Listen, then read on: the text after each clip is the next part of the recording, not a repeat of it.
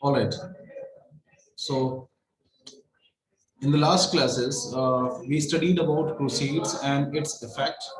Then we studied about the agricultural development in Arabia, where we understood that agriculture was the main practice for people and the main business of life. Then we studied about urbanization.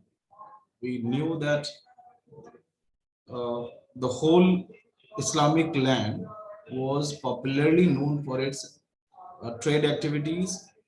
They had two trading routes, uh, Persian Gulf, Gulf of Persia, and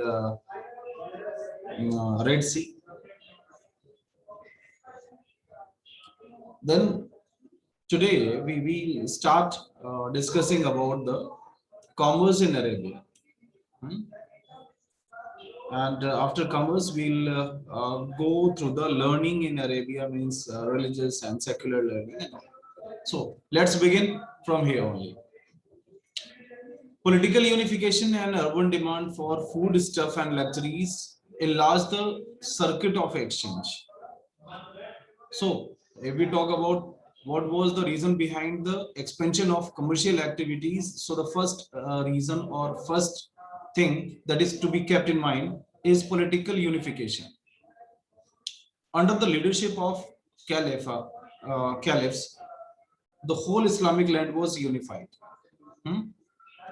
From Arabia to Spain, almost every area was under one political authority, and that was Khalifa. For some time, Umayyad Khalifa, and after that, Abbasid Khalifa, they ruled all over Muslim states. And this political unification definitely resulted in demand for food stuff and luxuries, and that is why exchange enlarged. All right. The second reason was geography. Means geography of Islamic states or Muslim empire was also quite favorable for uh, trading activities. Kaise? Because Indian Ocean and Mediterranean, Arabia was a link between these two, and these two water bodies were linked via Persian Gulf and Red Sea. So that is why geography also favored trading activities. Hmm? Then third thing, third thing was high value goods. We all know that high value goods were usually produced in India and China, and these goods were highly demanded in Europe. So these goods were bought from India and China and then sold in Europe. And mediator between these two lands were Arabics. ये जो Arabian हुआ करते थे, इनका मुख्य काम होता था इंडिया और चाइना से हाई वैल्यू गुड्स को खरीदना और ले जाकर के यूरोप में बेचना, क्योंकि यूरोप में इनकी डिमांड बहुत ज्यादा थी। वो कौन कौन सी चीजें थी जिन्हें वो इंडिया और चाइना से खरीदते थे और यूरोप में ले जाके बेचते थे? सो you must know that spices, textile, and porcelain, gunpowder, these are the major items of export and import. You know why export and import? Because they imported all these things from India and China and then exported to Europe. They were the link between these two, Europe and Asia. किस तरीके से ये व्यापार होता था, कौन से रास्ते से होता था? तो सबसे मेजर रास्ता होता था रेड सी का पोर्ट, खास करके एडन और आयदाब, या इसके बाद कुछ गल्फ पोर्ट्स भी हैं लाइक सिराफ एंड बसरा, जो कि पर्शियन गल्फ के रीजन में मिलते हैं. There was so many warehouses also like Baghdad, Damascus, Aleppo and etc. Trade किस तरीके से होता था? तो trade was usually carried by waterways and land routes also. While traveling through land routes, people preferred traveling in कारवां. कारवां समझते हैं आप? Groups में ट्रेवल करना.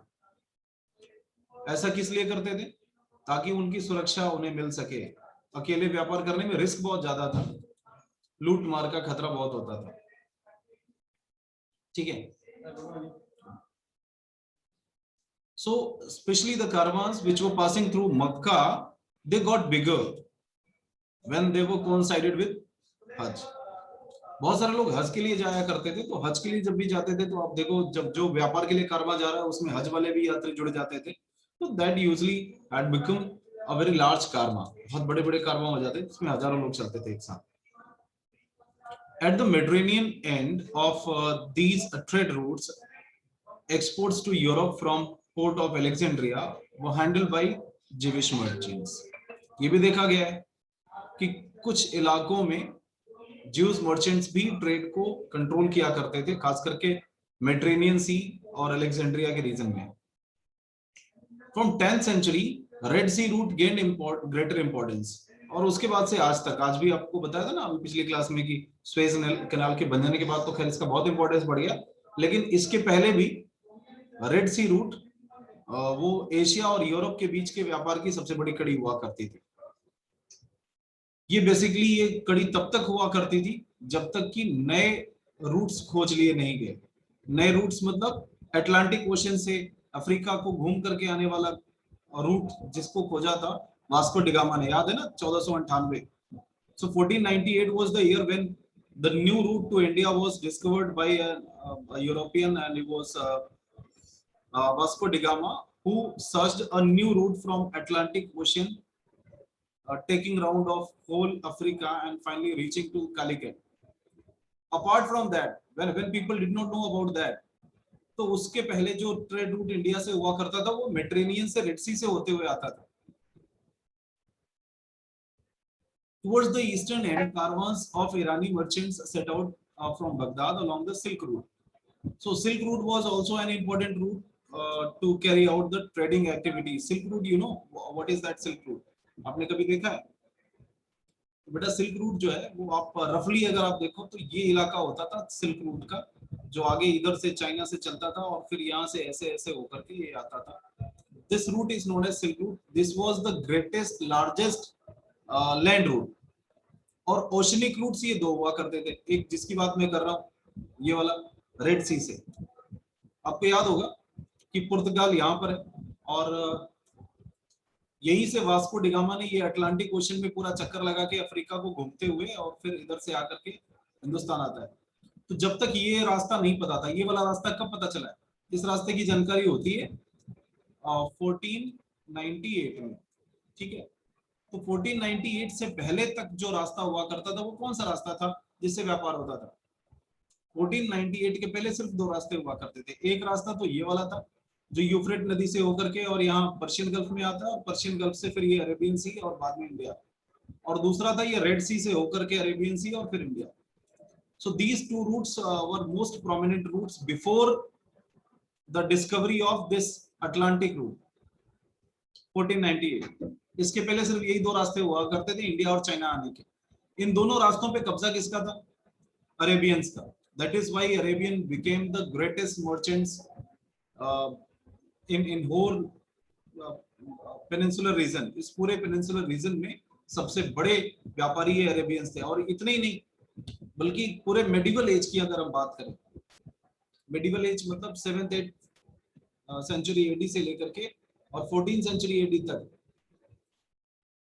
दुनिया के सबसे बड़े व्यापारी वो अरेबियंस हुआ करते थे, क्योंकि दुनिया का सबसे बड़ा व्यापार वो एशिया और यूरोप के बीच में होता था और इन दोनों के बीच में जो कनेक्टिंग लिंक थे वो ये लोग थे, यानी अरेबिया के लोग और इधर तमाम ज्यूज जो हैं जो कि इधर कैरो और इजिप्ट और इन सब इलाकों में बसे हुए थे ये. तो ज्यूज और अरेबियंस ये सबसे बड़े व्यापारी थे. इतने बड़े व्यापारी थे और इतना ज्यादा इनका व्यापारिक जहाज ये हिंदुस्तान से चाइना से ये जाया करता था कि इस पूरे सी का नाम अरेबियन सी पड़ गया. Why? Because all the trading activities was carried bye these Arabian people only. ये अरेबियन पीपल यहाँ पर पूरा अपना कब्जा करके रखे हुए थे. यूरोपियन को इधर से आने तक नहीं दे रहे थे. यूरोपियंस को कोई भी सामान खरीदना है तो इनसे खरीदेंगे और ये वो सामान यहाँ से ले जाकर देते थे. तो बीच में मीडिएटर होने की वजह से सबसे ज्यादा फायदा इनका होता था. जाहिर सी बात है इससे यूरोप को बहुत लॉस था और इस वजह से यूरोपियंस नया रास्ता ढूंढ रहे थे और तब जाकर के उन्होंने 1498 में वास्को डिगामा को लगाया और ये नया रास्ता खोजा गया. Let's move further. Fiscal system. they also introduced some new innovations in fiscal system in finance things. ये जो अरेबियंस थे, इन्होंने फाइनेंस के मामले में भी कुछ नई चीजें इंट्रोड्यूस करी हैं। पता है क्या इन्होंने किया? पहली चीज तो इन्होंने जो है कॉइन्स कई सारे इंट्रोड्यूस किए, like gold coins, silver coins, copper coins, जिन्हें हम दिनार, दिरहम, दाम ये सब कहते हैं। तो ये सब बहुत सारे आ गए। इसके अलावा मनी चेंजर्स, जो मनी बदला करते थे, एक जगह की मनी को दूसरे में कन्वर्ट करते थे, वो आए। इवन इन्होंने एक दो नई चीजें भी इंट्रोड्यूस करी, लाइक लेटर्स ऑफ क्रेडिट, जिसको हम कहते हैं चेक या शाक। ठीक है, ये अरबी में इसे शाक कहा जाता था और ये शाक बन गया चेक। तो यूं कह सकते हो कि जो चेक वाली प्रथा है, आप लोगों के घरों में आपके पिताजी लोग जो है वो चेक से पेमेंट करते हैं या नहीं करते कभी? तो वो जो चेक है जिससे पेमेंट होता है, वो एक तरह का लेटर ऑफ क्रेडिट है। ठीक है, उसमें लिखा रहता है ना कि pay to that person this amount, ऐसा लिखा रहता है चेक पे। के लिए लिखा रहता है? Have you ever seen cheque? Cheque देखा है? चेक का काम क्या है? Yes sir. तो चेक बेसिकली एक तरह का लेटर ऑफ क्रेडिट होता है। ये एक तरह का आपके द्वारा दिया जाने वाला लेटर है, जिसमें आप लिख करके देते हो कि इस व्यक्ति को इतना पैसा दिया जाए, ये मैं लेटर दे रहा हूँ। You don't have seen check now, just see, इस तरह का एक चेक होता है और ये चेक में लिखा रहता है पे। पे के बाद फिर स्पेस होती है, दैट मींस किसको पे करना है, यहाँ पे नाम लिखा जाएगा। और द बियरर, कभी कभी ये बियरर मतलब जिसके पास भी ये चेक है, उसको इतना रुपीस अदा करें। ठीक है, तो ये क्या हुआ? एक लेटर ही हुआ ना। लेटर में भी तो ऐसे लिखते हैं भैया आप, मैं बैंक को अपने बता रहा हूँ एक लेटर लिख करके कि मेरे अकाउंट से इतना रुपया इनको दे दिया जाए, तो I am giving that letter. So cheque is nothing but letter of credit. इसकी शुरुआत किसने करी? अरेबियंस ने करी। ठीक है, then bill of exchange, draft, इसकी भी शुरुआत जो है अरेबियंस ने करी। They were used by the merchants and the bankers to transfer money from one place to another. अच्छा, दोनों में अंतर क्या होता है, चेक में और ड्राफ्ट में? देखो, चेक जो है वो प्रोड्यूस करने के बाद क्रेडिट किया जाता है, और जबकि ड्राफ्ट जो है वो पहले ही क्रेडिट हो चुका होता है। दोनों में फर्क है, प्रीपेड और पोस्टपेड का, है ना। जो चेक्स होते हैं वो पोस्टपेड टाइप के हैं। जैसे कि मैंने आपसे 5,000 का सामान खरीदा और 5,000 का चेक काट दिया, तो मैंने सामान तो आज खरीदा और आपको मैंने चेक दे दिया, तो चेक हम 1 महीने 2 महीने बाद का भी दे सकते हैं या आज की डेट का भी दे देंगे, तब भी आप ले जाकर के उसे बैंक में लगाएंगे तो 2 दिन बाद ही आपको पैसा मिलेगा। ठीक है, तो इसका मतलब सामान आज खरीदा गया और पेमेंट उसका 2 दिन या 3 दिन बाद होगा, जब वो चेक जो है लगाया जाएगा और क्लियरेंस होगा उसका। ड्राफ्ट के साथ क्या है कि ड्राफ्ट में हम पहले ही पेमेंट करेंगे, जिसको हमें पैसा भेजना है उसके अकाउंट में चला गया, तब वो हमें ड्राफ्ट मिलेगा, वो पहले पैसा भेज देगा। ठीक है, और फिर वो ड्राफ्ट दिया जाएगा। दैट सिंपली मींस कि आपके अकाउंट से पैसा कट गया, ड्राफ्ट मोर सिक्योर्ड है, चेक से ज्यादा सिक्योर्ड है ड्राफ्ट। पता है कैसे? क्योंकि जब आप ड्राफ्ट बनवाते हो तो ड्राफ्ट में क्या होता है कि जितने का आप ड्राफ्ट बनवाते हो उतना पैसा आपके अकाउंट से पहले काट करके बैंक रख लेता है अपने पास। ठीक है, और फिर वो ड्राफ्ट आप जिसको देते हो, वो ड्राफ्ट जब लगाएगा तो उसका 100% पैसा उसके अकाउंट में ट्रांसफर कर दिया जाएगा, क्योंकि आपका पैसा बैंक ने पहले ही ले रखा है, तो देने में कोई दिक्कत नहीं है। चेक के साथ क्या होता है कि चेक आपके भरोसे पे चलता है। आपने चेक काट दिया, सामने वाला लेकर के चला गया, ऐसा संभव है कि आपके अकाउंट में पैसा ना हो और वो चेक बाउंस कर जाए। तो ऐसे केस में वो 100% श्योर नहीं होता कि चेक से जो पेमेंट हुआ है वो आपको मिलेगा ही मिलेगा। वो तो मिलेगा तब जब कंडीशन नॉर्मल होंगी, लाइक उनके अकाउंट में जिन्होंने चेक दिया है पैसा हो, सिग्नेचर वगैरह बराबर मैच करे, उसको रोकने के लिए कोई अपील ना किया गया हो। ड्राफ्ट ज्यादा सिक्योर्ड है, क्योंकि बैंक ड्राफ्ट आपने बनवा लिया तो इसका मतलब हुआ कि बैंक ने आपका पैसा तो ले लिया। अब आपने ड्राफ्ट जिसको दिया वो 100% कैश करा लेगा, वो चेक जैसा नहीं है। दूसरे शब्दों में क्या है तो चेक जो है वो इंडिविजुअल गारंटी पे होता है, व्यक्ति के गारंटी पे होता है, और ड्राफ्ट जो होता है वो बैंक की गारंटी पे होता है। ठीक है, तो guarantee of bank and guarantee of individual, this is the difference between these two. ये दोनों ही चीजों को शुरू किया गया अरेबियंस के द्वारा। Although it was a customary for the merchants to set up family business or employ slaves to run affairs, formal business arrangements were also common, in which sleeping partners entrusted capital to traveling merchants. अच्छा, इन्होंने एक तरीके का share भी शुरू किया। कैसा? देखो, व्यापारी दो प्रकार के होते हैं, एक तो खुद व्यापार में पैसा लगाते हैं और खुद व्यापार करते हैं, जोखिम करते हैं। दूसरे वो हैं जो पैसा तो लगा सकते हैं लेकिन व्यापार में कुछ और नहीं कर सकते। ऐसे लोगों को कहा जाता है स्लीपिंग पार्टनर्स। स्लीपिंग पार्टनर्स मतलब ऐसे पार्टनर जिन्होंने पैसा लगा दिया फिर वो सो रहे हैं, अब उनसे मतलब नहीं है। ठीक है, ये सिर्फ कैपिटल लगाते थे अपना ट्रैवलिंग मर्चेंट्स के ऊपर, और ट्रैवलिंग मर्चेंट्स ले जाकर के व्यापार को कैरी आउट करते थे। ठीक है, तो एक ने पैसा लगाया, एक ने अपनी पूरी ताकत मेहनत ये सब लगाई, और फिर उसके बाद जो भी प्रॉफिट और लॉस होगा वो दोनों का होगा, जो भी उनके साथ समझौता हुआ उसके अकॉर्डिंग। इसकी भी शुरुआत अरेबियंस ने करी है। तो आप ये कह सकते हो कि बिजनेस के बहुत सारी चीजों की शुरुआत अरेबियंस ने करी है, like cheque system, like draft system, like जो है इन्वेस्टमेंट जिसको हम कहते हैं, वो सब चीजें, शेयर्स, ये सब शुरू हुआ। अच्छा, इस्लाम में आपको एक बात बता दें कि इस्लाम में जो है वो ब्याज लेना, सूद लेना वो मना है। ठीक है, so taking interest, taking money in lieu of giving loans is unethical. इस्लाम इसकी इजाजत नहीं देता आप पैसे देकर के उस पर ब्याज लें। But Islam did not stop people from making money through trades. लेकिन व्यापार से आप फायदा कमा रहे हो उसके लिए कोई मनाही नहीं है। ठीक है, तो इंटरेस्ट बियरिंग ट्रांजेक्शन वो गलत है, ये ध्यान रखना। So you must know it that Islam prohibits interest bearing transactions. Interest आप नहीं ले सकते। ठीक है, so many tales from the book 1001 nights, ये नाम सुना है इस किताब का? अरेबियन नाइट्स कहते हैं इसको, 1001 नाइट्स।